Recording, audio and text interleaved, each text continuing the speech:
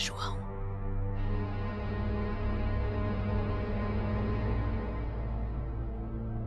João, você sabia que um espírito mal intencionado pode sugar a sua energia até durante uma refeição? Ele se alimenta da sua energia vital.